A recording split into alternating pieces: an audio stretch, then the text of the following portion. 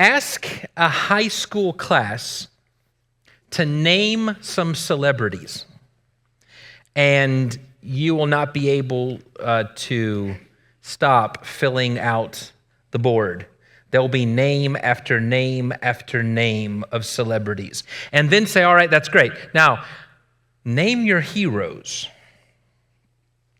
And when this is done in several different places, they try different places, they try this out. The list of celebrities is very long, names everybody knows, but the list of heroes is usually much shorter. And it includes people like my grandfather, people very few outside the circle know, but who've made a significant difference in your life. I want to talk tonight about one of what's been called the 7 capital vices. And you remember that historically, pride has been sort of at the root of the tree, and then there's 7 capital vices, and one of them is going to sound very much like pride. I'll explain the difference in a second, but it's called vainglory. What is vainglory? I will tell you, I know these 7 capital vices all too well, but I know vainglory very well. Let me define vainglory for you. It is the desire to be well-known and well-liked, publicly approved of and applauded. Let me say that again. To be well-known and well-liked, publicly approved of and applauded. Now, if you think to yourself, what's so wrong with that? Then you'll understand how enticing this particular sin is. In Matthew chapter 5, verses 14 through 16, Jesus, in the Sermon on the Mount, seems to imply that you're supposed to be doing deeds in public that others will see and they'll glorify God. Do you remember the verse? Let your light so shine before others that they may see your good works and glorify your Father in heaven. It sure sounds like do things in public that people will see and glorify God as a result. But just a few verses later, in Matthew chapter 6 and verse 1, Jesus says, be very careful not to do your deeds so as to be seen by others. If you were listening carefully, those are not contradictions. The difference is extremely important. Do deeds that can be seen by others. Don't do deeds to be seen by others. Now we're getting at the definition of vainglory. The desire to be well-known, well-liked, publicly approved of, and applauded. Is there anything wrong with publicly applauding someone who's done well? I hope not. We do this at graduations. Well, I went to my daughter's ballet recital when she was 3, and it was great. You know, they practiced forever, and no 2 kids were doing the exact same thing at the exact same time. But at the very end, they were supposed to, when the music stops, they're all supposed to go off stage. And of course, it was my daughter. The music stops, the kids start going off stage, and Grace does this. It was the cutest, sinful thing you'd ever see. It was this moment when she knew all eyes were on her, and she's going to get her moment. I'm ready for my close-up. The desire to be well-known, well-liked, publicly approved, and applauded doesn't mean it's wrong to be applauded. It doesn't mean it's wrong to applaud others. It doesn't mean it's wrong to be well-known or well-liked. We're talking about what it is you desire. Gaston.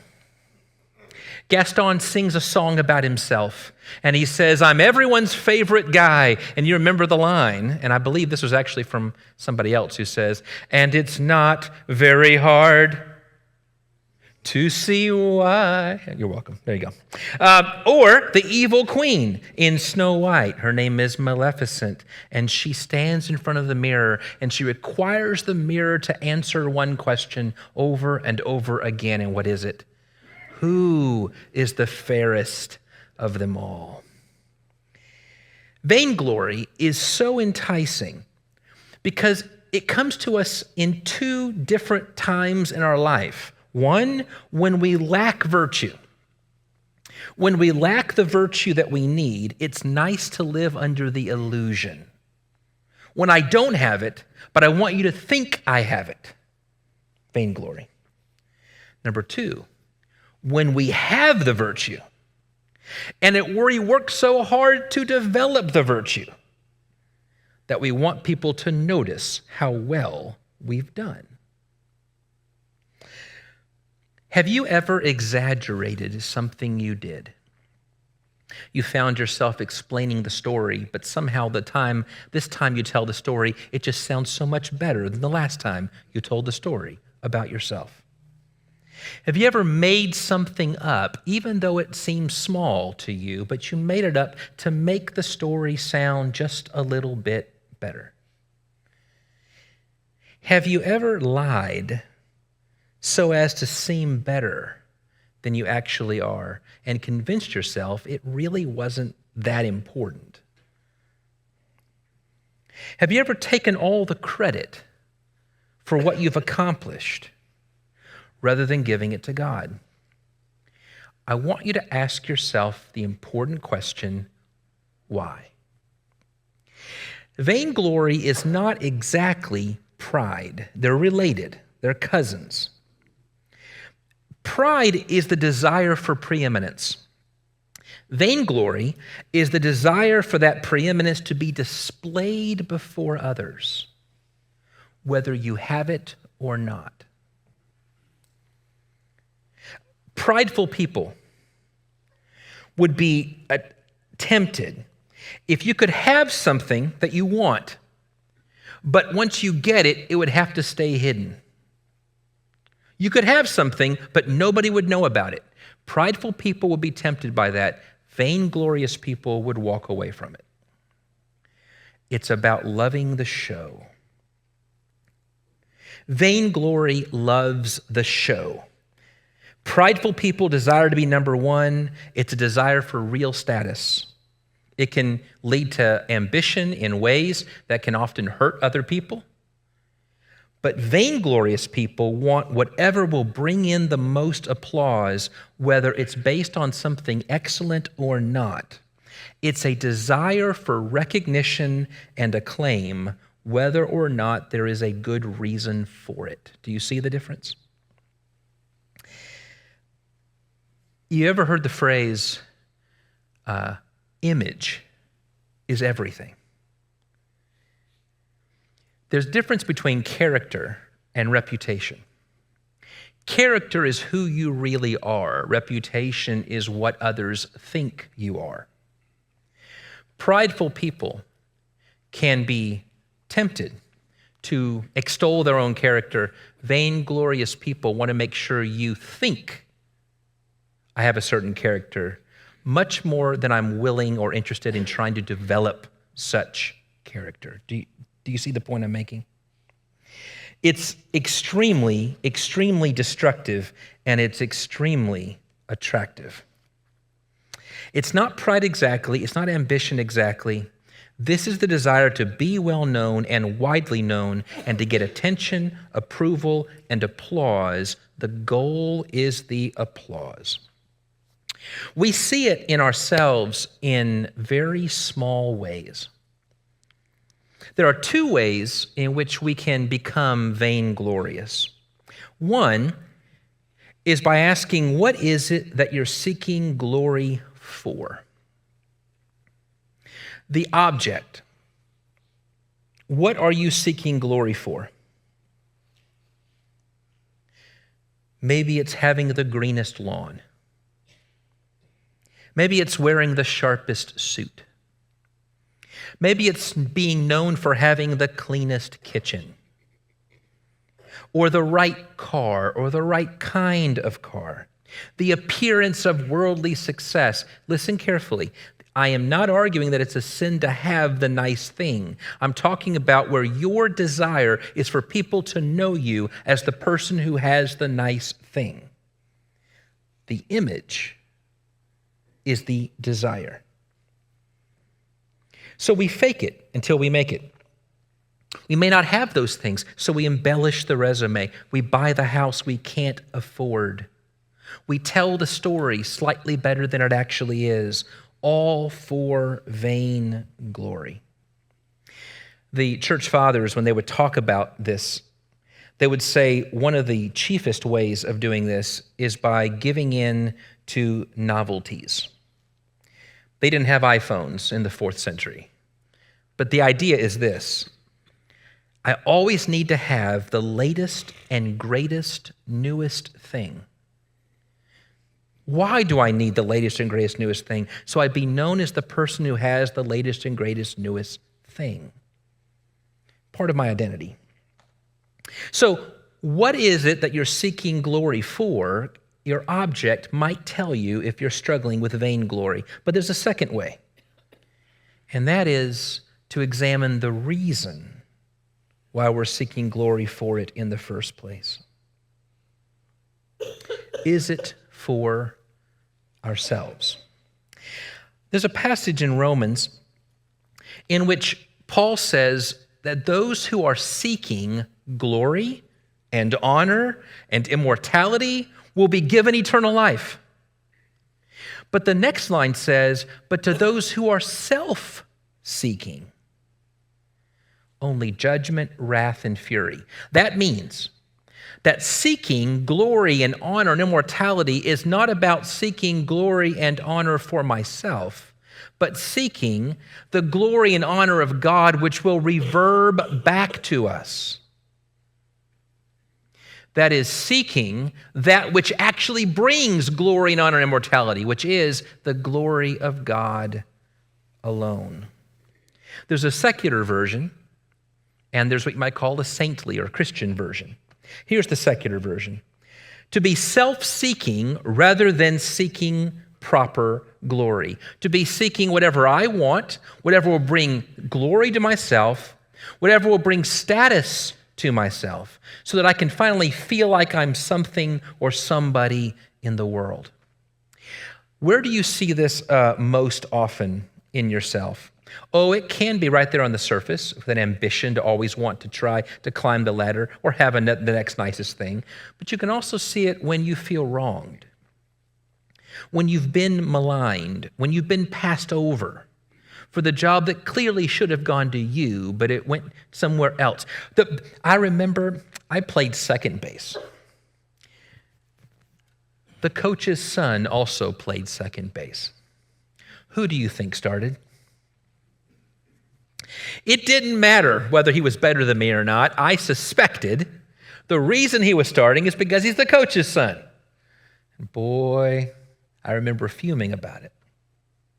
I had a question.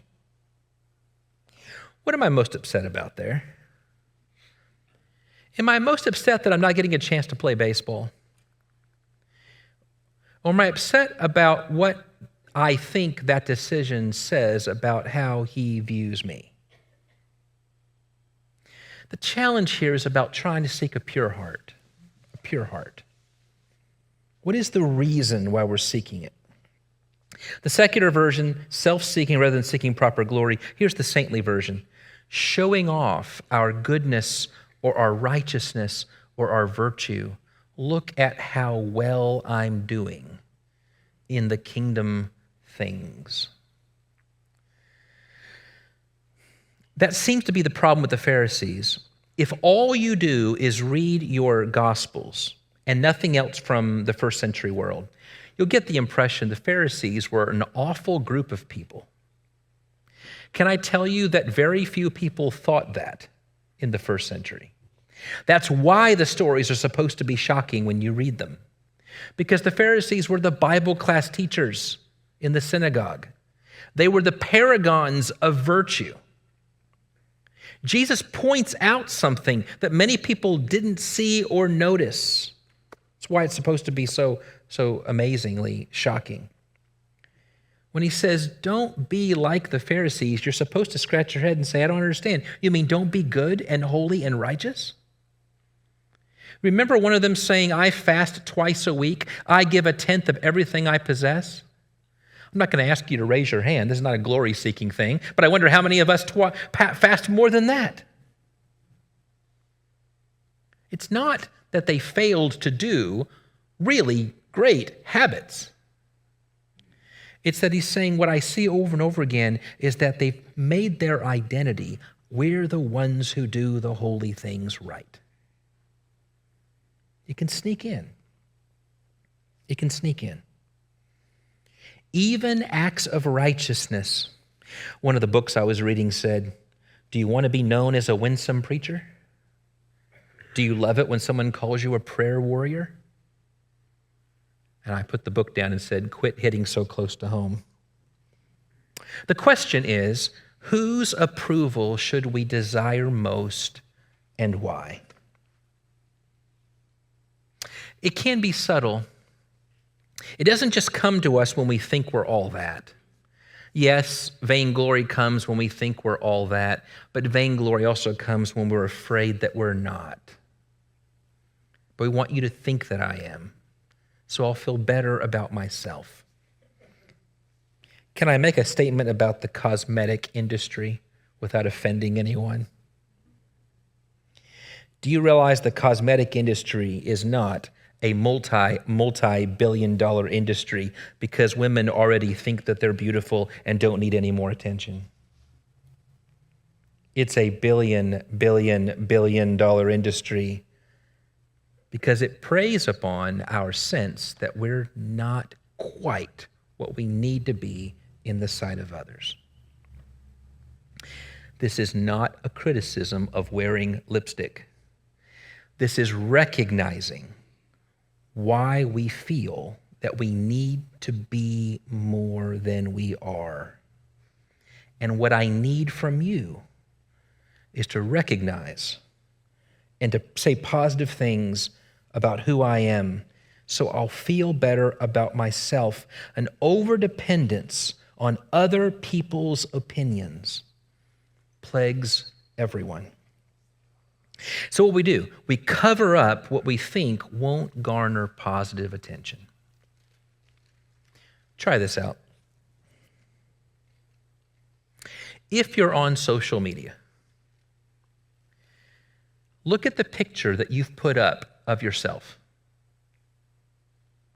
and ask yourself, how hard would it be to take that picture down and to put one up of what you actually look like most of the time? Do you feel that sudden, Oh, no. On social media, I project the me I want you to think is me most of the time. Yeah. You know, this can be bad things too. Guys on the weekend get together with their playing buddies, and their playing buddies are talking about their exploits, and we know what they're doing is wrong, but we want to fit in, so now we need to tell stories that make us sound cool too, even if we're saying things that we know are not actually good or right or even true, but we want you to think better of me, because only then will I know that I'm something. Vainglory is self-defeating. It puts on a show, but you still feel this longing that can only be known as the real self. The problem is you don't love the real me, you love the mask that I've presented to you. And when I see that, it makes me want to put that mask on more and more and more. And I'm less and less secure the more I think you love the me that I've presented to you. What we really want, what we were made to want, the way we were made in the image of God, is real community where we can be ourselves, be known as ourselves, and loved for it. Okay, I've got good news and bad news. Bad news first. I don't have a great answer on how you're going to experience that in this life with anyone else, including at church, because we're fallen human beings. Here's the good news. You will only find that in God. Oh, I would love to say this is an ideal marriage or this is what a perfect church looks like. I'm just telling you, I've never known a perfect church or a perfect marriage, but I know a perfect God. A God who knew you better than you know yourself, who knows you better than your best and better than your worst, who knows more bad about you than even you're willing to admit, and says, I love you infinitely more than you could possibly imagine. And I want you, not the fake you, I want you, the real you. I came for you, and I died for you, and I made you. I know everything about you, and I love you. And when I ask you to give yourself to me, I don't want the mask. You see this over and over again. Here are all the people offering sacrifices, right? 10,000 cows. And he says, I don't want that. I want the pure, undefiled heart. I want you. I want you, not the mask. Think about that. My God, who made me and knows me, not the mask, wants me. And when you find it in God, since it can only be fulfilled by God, once you find it in God, how might you show effects of having found it in God? I think you would show it like this. There's a parable about a monk named Abba Macarius. And Abba Macarius was an old monk, and someone came to him and said, teach me how I'm supposed to, be somebody important and make sense of life and all of that. And he said, I'll tell you what, I want you to go to the cemetery, and I want you to curse the dead. The guy thought that was a little weird, but you know what? He's the monk, so I'm going to go do it. So he goes to the cemetery, and he curses the dead. He's yelling at the dead. And of course, their names are right there in the tombstone, so it made it very easy. I'll just name your name and say terrible things about you. And then came back. Abba Macarius says, what did you learn? He says, well, I cursed the dead. Yeah, what did they say back to you? Well, nothing. They're dead. So, okay, I want you to go back, and I want you to bless the dead. So the guy went back and he read the names off the tombstones. And he said very nice, wonderful things about the dead people and came back. And Abba Macarius said, what did you learn? He said, nothing. He said, what did they say? Nothing. He said, here's the lesson. Like the dead, take no account of either the scorn of men or their praises. And you will begin to be the kind of person that can enjoy life. Take no account of either the scorn of men or their praises. So there's a virtue. It's kind of a hard word. We don't use it a lot. But the best word for this virtue is called magnanimity. You ever heard someone say that they're being magnanimous? You know what it means? It means to do in the shadows what is good and what brings praise from God and praise to God in such a way that it's really almost impossible for the praise to come to you. I've told you this before because it's one of my favorite stories. Years ago, McDonald's did the Monopoly game where I think they're doing it now, but they did it a long time ago. And if you got Park Place and Boardwalk, you got $1 million. And there was a children's home where the woman steps out of her front door and there was an envelope, and in the envelope was Park Place and Boardwalk. No one knows who did this, but somebody gave $1 million to the children's home, and nobody knows who did it. That is a magnanimous act. And Jesus says, somebody does know who did it. Do you remember this? Jesus says, don't do your deeds to be seen of others, but rather do what is right in secret, and your Father in heaven will reward you. I love that line because he knows we're human. He knows we were made with this deep desire to please. It's not wrong to want to please. Human earthly children are supposed to do things that please their parents. We ask them to do things that are pleasing to us. We're called to please the Father. We're made to be that way. And so the answer isn't, good, you did it, who cares? What he says is, I know, and I reward you, because God is the only one whose approval really counts. He's opposed to religious forms of vainglory. He's opposed to hypocrisy. But he very much wants us to please him, and in so doing, find our meaning and our identity. In 2 Corinthians chapter 10, in verse 17, the text says, "Let the one who boasts boast in the Lord. For it is not the one who commends himself who is approved, but the one whom the Lord commends." How can we correct the problem of vainglory? Well, the same early Christians who were listing these vices also list virtues to counter these vices, and said there are two things that you may want to consider. One of them is the practice of solitude.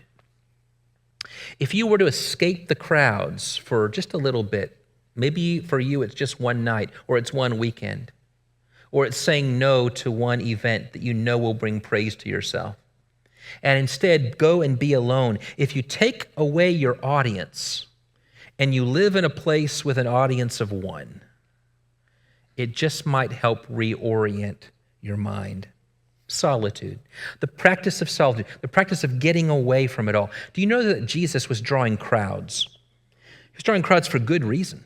People loved what he did. What he was doing was good and right and holy. And there's one text where it says they found him praying and they said, "We've been looking for you. Everyone's waiting on you." And Jesus says, "All right, let's go somewhere else." Do you remember that? I don't know all the reasons, but one very good reason may be, this is not an opportunity that when I see people are seeking, therefore I will go. It may be more that, good, it sounds like they're hungering for God. That's where I want them to be. Let's go find a new group. So besides solitude, the second practice is the practice of silence. The books suggest this: go one day not talking about yourself. Try 5 minutes. It is amazing how self-aggrandizing we can be. What if you decided to go one day without defending yourself when you suspect that the person speaking to you is trying to criticize you? Why do we defend ourselves? We're worried about how we appear to them. What if we went one day without trying to defend ourselves when we suspect criticism? What if we went one day without looking in the mirror at all? What if we refrain from asking others about our appearance? What do you think of this dress? Or whatever, not that I wear a dress. You get the idea. What if we were to listen to others and refrain from conversation about ourselves? And so solitude and silence, but third is proper placement where we see the goodness that we have as a gift from God. Augustine put it this way. He said, "I'm a preacher, but what I give you is the same food that I've been given. And the food that I give you is the same food that I eat. So really, I'm a waiter. I'm not the master of the house." It's a great line. He says, as a preacher, I realize I'm a waiter. I'm not the master of the house. That is, I don't need to deflect, nor do I need to extol my own greatness. What I need to do is recognize if there's any good that you're seeing and appreciating, isn't it great that God has given that goodness to us to share? What if we live that way all the time? Last point, we are known and loved by the only one whose approval really counts. And you had it before you had anything to offer him in the first place. Rest in that as we fight the sin of vainglory. Worship